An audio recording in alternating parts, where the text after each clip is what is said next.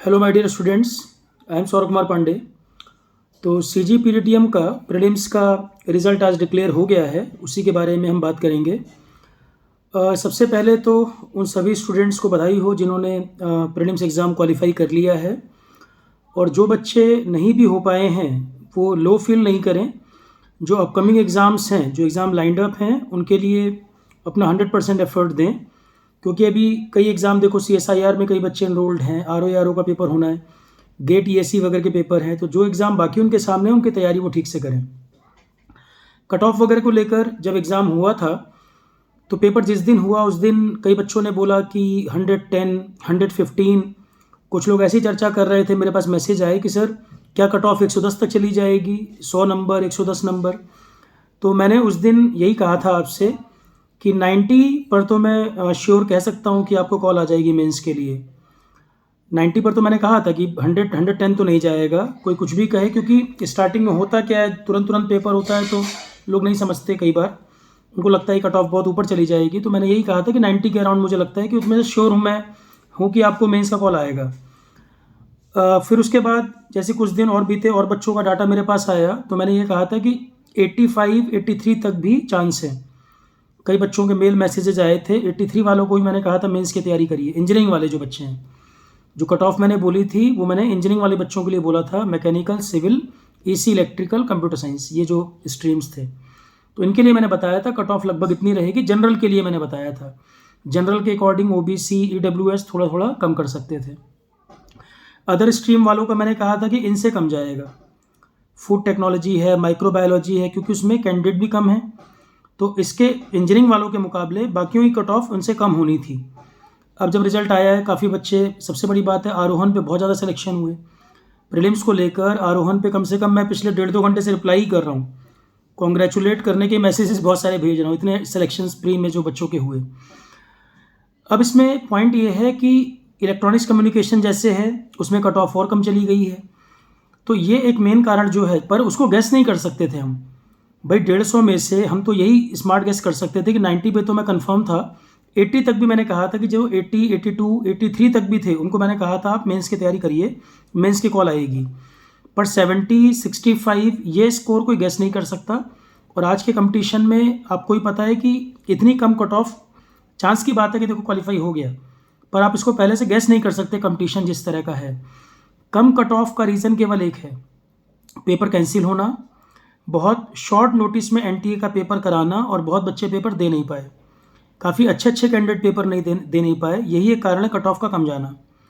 तो ये एक अपॉर्चुनिटी, जिन लोगों को कम कट ऑफ में भी सिलेक्शन हुआ है, तो एक अच्छी अपॉर्चुनिटी मिली है। कोशिश करें मेंस, अब जैसे 15 दिन में ही होना है, तो मेंस के लिए मैंने अब 82, 83 वालों को भी ऑलरेडी बोला हुआ था। पर पॉइंट क्या है, प्री कराने के बाद मेंस में भी तो बहुत टाइम नहीं है ना। 21 को ही तो प्री हुआ, 20 दिन हुए, अब 20 दिन बाद रिजल्ट आया, फिर 15 दिन में मेंस हो जाएगा। तो ये तो सीधे सीधे समझ आ रहा है कि एग्ज़ाम तरीके से तो इनको कराना नहीं है, इनको बस एक कोरम पूरा करना है, एक फॉर्मेलिटी पूरी करनी है। इनको मैन पावर चाहिए, कोई पेपर दे पाए ना दे पाए, आए नहीं आए, इनको कोई लेना देना नहीं। ये साफ साफ पता लग रहा है पेपर कराने का तरीका ये तो नहीं होता जो ये कर रहे हैं फॉलो, और वो क्लियर कट पता लग रहा है कि इनको सब अपने हिसाब से ही करना है। जब मर्जी रिजल्ट निकाल देना है, 15 दिन के अंदर मेंस करा देना है, कोई रूल तो है नहीं कुछ भी। तो पेपर का तो ये ऑलरेडी मजाक बना ही हुआ है। बस वही है कि जितने लक की बात की, अब ऐसे ही मामलों में लक की बात बोली जाएगी। इसमें बच्चों की क्या गलती है, फॉर्म सबने भरे, पेपर नहीं दे पा रहे, अब उसके बाद भी टाइम ही नहीं दे रहे तैयारी का, या इतनी जल्दी जल्दी अनाउंसमेंट कर रहे हैं। भाई प्री मान लो आपने करा लिया, तो प्री के लिए बच्चा तैयारी कर रहा था, पर मेंस के लिए आप टाइम ही नहीं दे रहे। अब मेंस की तैयारी वो बच्चा कैसे पहले से करने लग जाएगा जो प्री भी नहीं दिया था। अब आज अगर कोई एक्सक्यूज़ दे कि भाई मेंस भी आप पहले से तैयार कर रहे होगे, तो जो प्री होने के बाद ही तो बच्चों को पता लगा होगा कि मेंस की तैयारी करें। प्री के पहले उनको कैसे पता है कि मेंस की तैयारी करें? फिर प्री का रिजल्ट आप इतना लेट कर रहे हो। अब आप कह रहे हो कि 25 को हम मेंस करा लेंगे, बस वही साफ समझ आ रहा है कि कोरम पूरा करना है आपको, तरीके से आपको पेपर कराना नहीं है।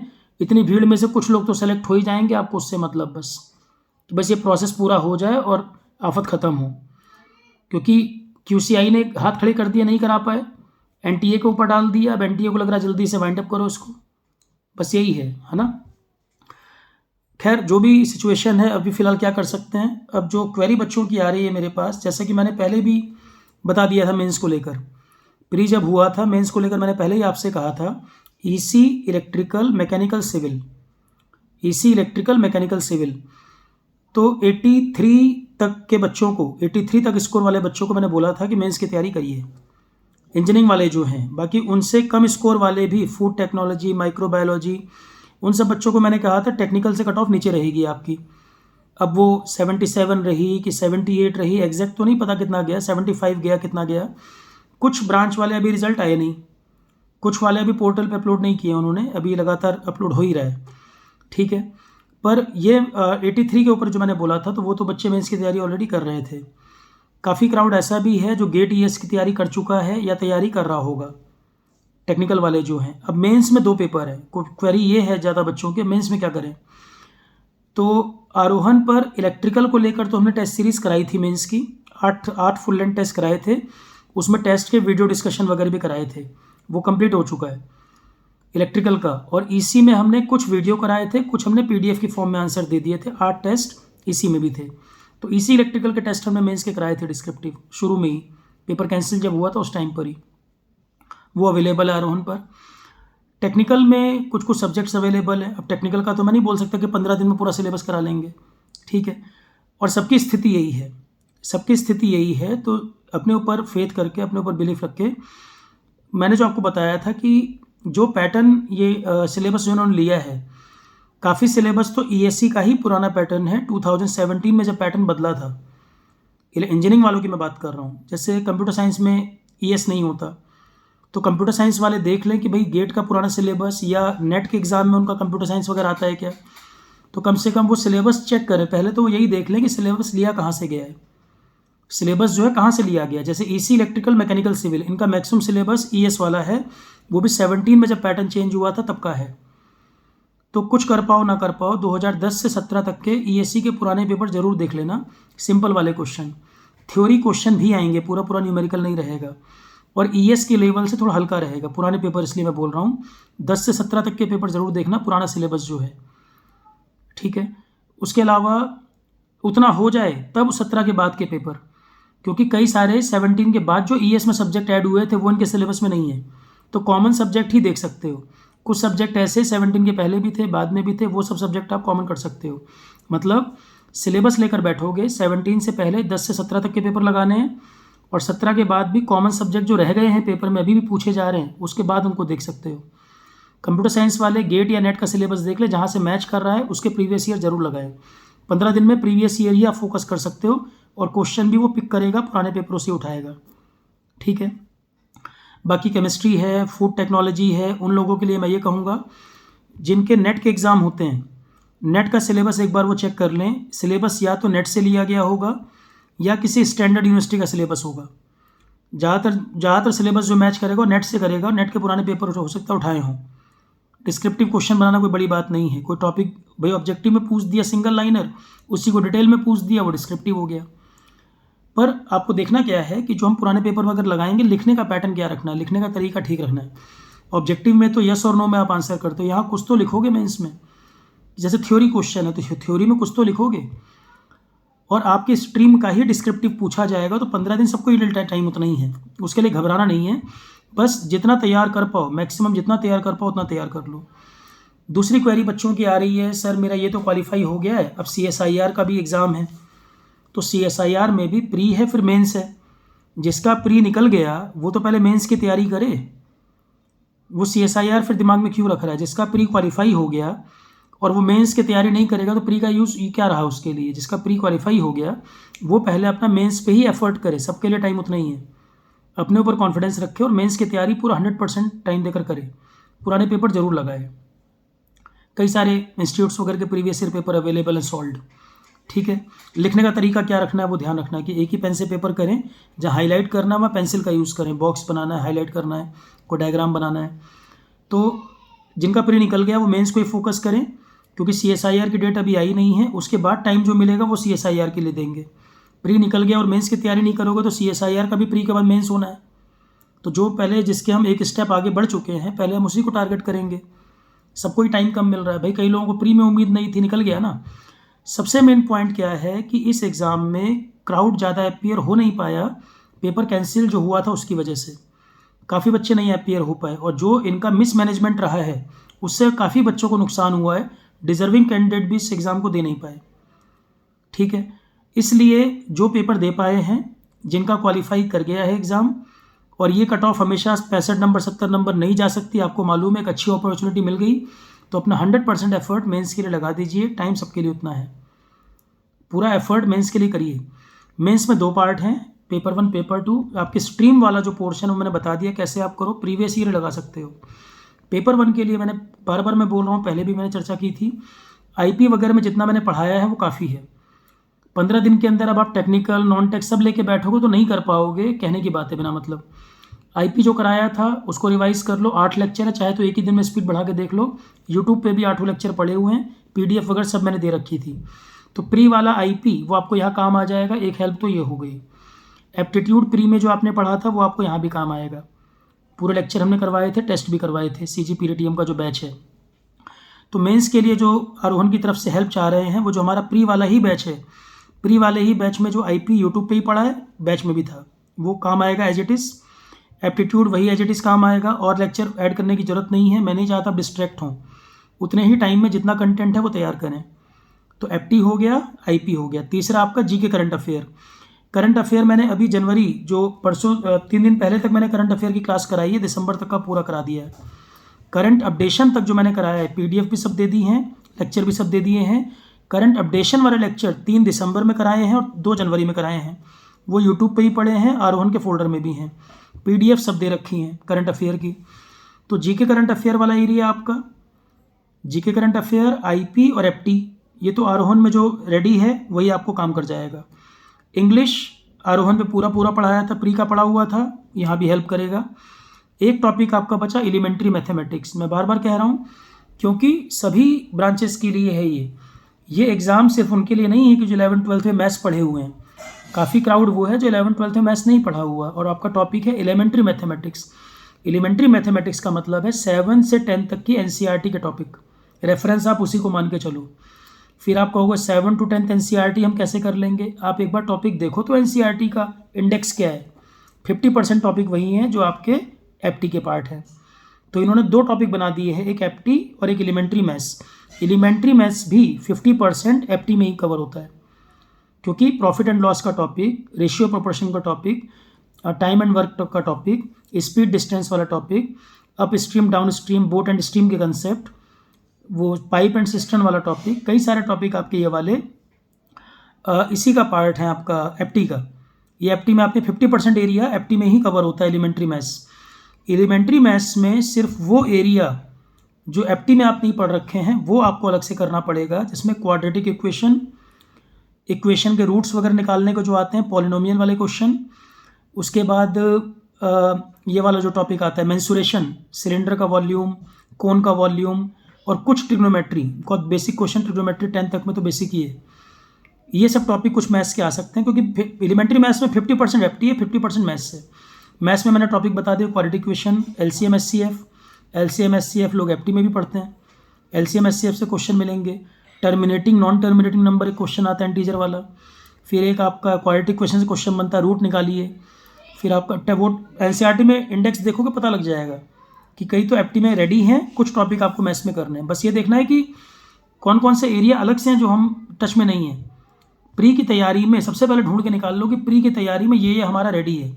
आईपी आपका रेडी है, आईपी में कोई डाउट मत रखिए, अच्छी तैयारी है। लास्ट लेक्चर में सेक्शन वगैरह पढ़ाए थे मैंने, वहाँ से क्वेश्चन आएंगे इस बार, मेंस पूछेगा। सिलेबस वही दिया है उन्होंने, कोई अलग से सिलेबस है नहीं, प्री वाला ही है।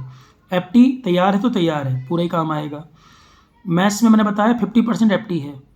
फिर आपका इंग्लिश आरोहन पे हमने कराया हुआ है, प्रॉपर तरीके से कवर्ड है। टेस्ट सीरीज़ वगैरह में भी इंग्लिश बहुत कराया था। और क्या बचा है आपका, एप्टी हो गया, एलिमेंट्री मैथ्स हो गया, आईपी हो गया, एप्टी, एलिमेंट्री मैथ्स, इंग्लिश 3 हो गए, आईपी और GK current affair. GK current affair मैंने दिसंबर तक का पूरा कवर कर दिया है, पीडीएफ भी सब दे दी है। तो पेपर 1 दिक्कत नहीं करेगा, मैं फिर आपको श्योर कर दूं, जब आप मेंस पेपर देने बैठोगे तो फिर आप याद करोगे जो आरोहन के स्टूडेंट्स हैं या यूट्यूब में जो जिनको हेल्प मिली लेक्चर से, वो यही वहाँ फील करेंगे, सर जीएस में हमने बड़ा अच्छा किया, नॉन टेक वाले में बड़ा अच्छा किया पेपर 1 में। क्योंकि पेपर 1 जो प्री के लिए मैंने जिस तरह से पढ़ा रखा है वो मेंस में भी आपको एज इट इज काम आएगा। बस नए वाले लेक्चर अपडेट कर लेना, करंट जो मैंने दिसंबर तक का जोड़ दिया है, ठीक है। एज इट इज क्वेश्चन आपको वहाँ भी मिलेंगे। तो आपको आईपी में, भाई आईपी में मान के चलता हूँ 50% क्वेश्चन बन जाए बहुत है, 100% हमें करना भी नहीं है जितने कम टाइम में एग्जाम हो रहा है। एफटी जिसका तैयार है। इंग्लिश ठीक आएगा, बहुत टफ नहीं रहेगा। फिर मैंने आपको इंग्लिश में कंप्रहेंशन वगैरह के भी क्वेश्चन आ सकते हैं, पैसेज वगैरह का, तो उसी में आंसर मिल जाता है। वो तो पैसेज तो आसानी है, ठीक है। और करंट अफेयर दिसंबर तक का ध्यान रखना, अभी तक का जो मैंने करा रखा है, नए सब टॉपिक उसमें ऐड कर दिए, डाटा अपडेट कर दिया है। ये हो गया आपका पेपर 1। दूसरा पेपर 2 आपकी ब्रांच का। ब्रांच के लिए इंजीनियरिंग वाले जिनमें इंजीनियरिंग सर्विसेज होता है 10 से 17 तक के पेपर जरूर देख लें। कंप्यूटर साइंस वाले भी कह सकते हैं सर डिस्क्रिप्टिव हमारा कहाँ मिलेगा। गेट का पेपर पहले डिस्क्रिप्टिव हुआ करता था। गेट के पुराने पेपर देखोगे, 2010 के भी पुराने पेपर देखोगे 8 वाट के आसपास, पहले गेट का पेपर डिस्क्रिप्टिव ही हुआ करता था।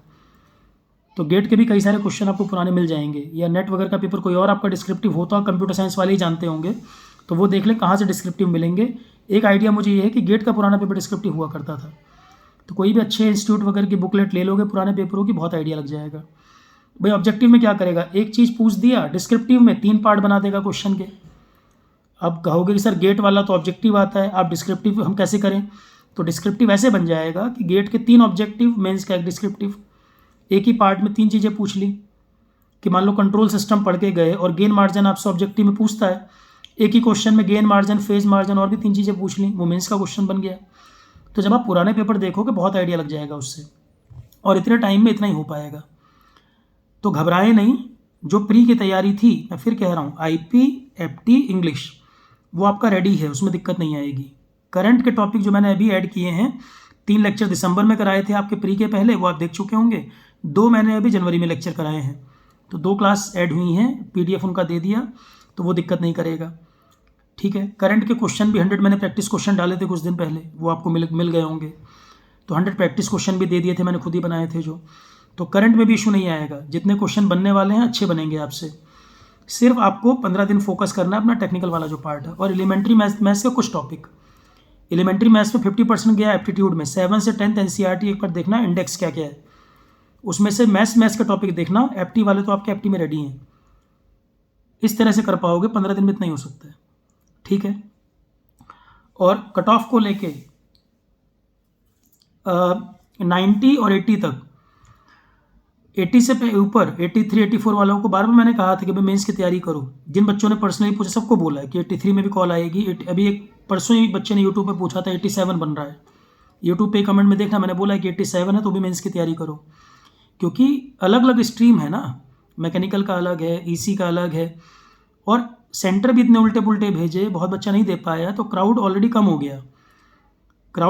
हो गया। और जितनी जितनी सीटें हैं, अब उनको, अभी जब वो मेंस का एग्ज़ाम कराएंगे तो आप देखना कि उनको पूरी मैन पावर ही मिल जाए। मेन बात तो ये है कि जितने कैंडिडेट प्री क्वालिफाई कर रहे हैं, मेंस में भी इससे अच्छी अपॉर्चुनिटी नहीं मिलेगी कि इतने कम कैंडिडेट के बीच में सिलेक्शन करना है उनको।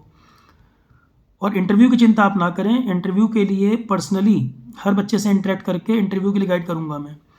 इंटरव्यू की आप चिंता ना करें, बहुत अच्छा परफॉर्म करेंगे। पर्सनली मैं सबसे बात करूंगा, इंटरव्यू जब होगा एक एक करके चर्चा करेंगे, पर्सनली बताना पड़ेगा किसके किस में क्या क्या बन सकता है। तो अभी फ़िलहाल मेंस पर फोकस करो, इंटरव्यू के लिए पूरा सपोर्ट मेरा रहेगा आपको। और प्री में भी जो पेपर 1 है उसकी दिक्कत नहीं है, पेपर 2 पे आपको फोकस करना है। पेपर 1 जो है उसमें जो मैंने बता दिया उसी तरह से कर लो, काफ़ी है, उतना दिक्कत नहीं होगी। पेपर 2 जो आपका मेंस वाला, जो टेक्निकल ओरिएंटेड आपका है, या आपकी स्ट्रीम का जो पेपर है, प्रीवियस ईयर वगैरह लगा के जाओ। अब जैसे बायोटेक्नोलॉजी वाले हैं, बायोकेमिस्ट्री वाले हैं, फूड टेक्नोलॉजी वाले हैं, उन ब्रांचेस का मुझे आइडिया नहीं है, पर मुझे ये पता है कि उनकी कट ऑफ इंजीनियरिंग वालों से कम जाएगी, इतना मैं कह सकता हूँ। तो अगर उनको मान लो कंटेंट बहुत नहीं भी मिल रहा, तो जो वो यूनिवर्सिटी में पढ़ते थे, उनके यूनिवर्सिटी के जो पेपर होते थे पुराने, कम से कम वो प्रीवियस ईयर देख लें, वहाँ डिस्क्रिप्टिव आता था उनको, क्योंकि टॉपिक वही रहेंगे, कंटेंट अलग, मतलब लैंग्वेज बदल देगा, क्योंकि डिस्क्रिप्टिव में बड़े बड़े टॉपिक बनते हैं ना, बड़े बड़े टॉपिक हैं, लैंग्वेज चेंज भी कर दे तो जो थीम है, जो टॉपिक का सिलेक्शन है, वो तो पता लग जाएगा कम से कम। तो 15 दिन में सेलेक्टिव पढ़ना है, गार्बेज नहीं पढ़ना। आपकी ब्रांच के जो मेन एरिया होते हैं वो आपको कवर करना है, ध्यान रखना। आपकी ब्रांच के जो मेन टॉपिक हैं वो कवर करने हैं। जैसे फूड टेक्नोलॉजी वालों को पता है कि भाई हमारा सेमेस्टर एग्जाम भी जब हम देते थे, ये एरिया बहुत आते थे, या हमारी ब्रांच के ये टॉपिक बड़े इंपॉर्टेंट हैं, उनको सेलेक्ट करके आज सिलेबस लेके बैठो, उतने टॉपिक सेलेक्ट करके उनको पढ़ना शुरू करो। तो जो जो कोर एरियाज़ हैं, जो बच्चे पहले एक आध बार पेपर दे चुके होंगे, उनको मालूम है कि कौन कौन से कोर एरिया उनकी ब्रांच हैं जहाँ से क्वेश्चन बनते हैं ज़्यादा, उन्हीं को पिक कर लो। यहाँ छोटे मोटे हर टॉपिक का टाइम नहीं है देने का, जितने मेन एरिया हैं उनको कवर करो पहले, सबसे पहला एफर्ट उन पे करो, क्योंकि टाइम के हिसाब से हमें चलना है। ऐसा ना हो जाए कि किसी एक सब्जेक्ट पर हम पीएचडी कर लें, बाकियों का नंबर ही नहीं आए। कम टाइम में वैरायटी हमको ज़्यादा बढ़ानी है कि क्वेश्चन आए तो कुछ ना कुछ तो हम उसमें लिखेंगे ना, ब्लैंक तो नहीं रहेंगे, ठीक है। और जिनका प्री हो गया है, CSIR भी जो तैयारी कर रहे हैं, वो पहला एफर्ट अपना इसी पर दें, क्योंकि यहाँ क्राउड कम है, सिलेक्शन के चांस बहुत ज़्यादा हैं। इतनी कम कट ऑफ आपको हमेशा देखने को नहीं मिलेगी। इलेक्ट्रॉनिक्स वगैरह में जो बच्चे क्वालिफाई किए भी हैं और जो एक आध साल भी तैयारी किए हैं, वो खुद अपने आप से पूछें कि इतनी कम कट ऑफ में उम्मीद किसी और एग्ज़ाम में कभी थी? तो इस एग्ज़ाम में कमियां तो रही हैं मिसमैनेजमेंट को लेकर, कई बच्चों को नुकसान हुआ है, पर कई बच्चों को कम क्राउड का फ़ायदा मिला है। नहीं तो इतनी कम कट ऑफ आप एक्सपेक्ट नहीं कर सकते थे आज के कंपटीशन में, ठीक है। तो जिसको अगर अपॉर्चुनिटी मिली है, लकी कहेंगे, अगर अपॉर्चुनिटी मिली है कि कंपटीशन कम हो गया पेपर कैंसिल होने से, तो लग कर कम से कम तैयारी करें कि उसको फाइनल रिजल्ट तक कन्वर्ट कर लें। ये एक स्टेज है जहाँ पर एक मतलब क्रूशियल पॉइंट है कि टेक्निकल आपको अपना रेडी करना है। पेपर 1 में तो हेल्प हमने कर रखी है, में इंटरव्यू वाले में दिक्कत नहीं आएगी, इंटरव्यू में तो काफ़ी बच्चा सेलेक्ट होगा। फाइनल रिजल्ट आरोहण का बहुत अच्छा कन्वर्ट होगा मुझे, मतलब आज ही प्री में इतने सिलेक्शन है, जो बच्चे कम्युनिटी पे ग्रुप पे जोड़े हैं खुद ही बताएंगे, काफ़ी सिलेक्शन है प्री में। पर मैं चाहता हूँ कि बहुत अच्छी अपॉर्चुनिटी, सीटें हैं, तो अल्टीमेट कन्वर्ट होना चाहिए इंटरव्यू में भी। और इंटरव्यू तक आप जाएंगे तो इंटरव्यू में काफ़ी चांसेस है कि डिस्कशन करके हम लोग उसको कर ले जाएंगे। Okay students, all the best.